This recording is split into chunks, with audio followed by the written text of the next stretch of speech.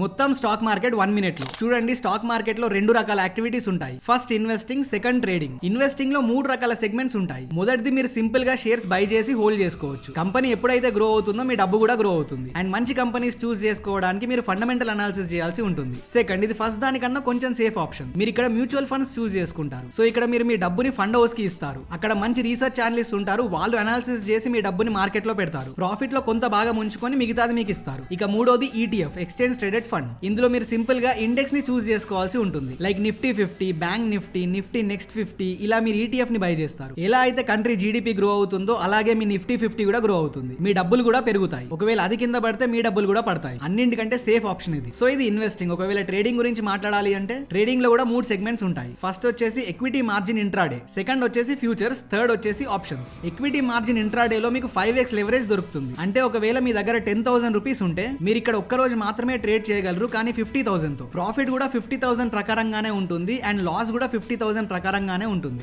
రెండో ఆప్షన్ వచ్చేసి futures. Futures లో కూడా మీకు ఇంట్రాడే లాగా లెవరేజ్ బెనిఫిట్ దొరుకుతుంది. కానీ ఇంట్రాడే లో మీరు ఒక్క రోజు కంటే ఎక్కువ హోల్డ్ చేయలేరు. బట్ ఫ్యూచర్స్ లో మీరు ఒక నెల వరకు హోల్డ్ చేసుకోవచ్చు. అండ్ థర్డ్ వచ్చేసి ఆప్షన్స్ ట్రేడింగ్. ఇందులో అప్రాక్సిమేట్లీ 100x వరకు లెవరేజ్ ఉంటుంది. అండ్ ఇక్కడ మీరు చాలా పెద్ద మొత్తం సంపాదించవచ్చు. అండ్ చాలా పెద్ద మొత్తంలో డబ్బు లాస్ కూడా అవ్వచ్చు. All the best. అండ్ ఈ వీడియోని అవసరమైన వారికి తప్పకుండా షేర్ చేయండి.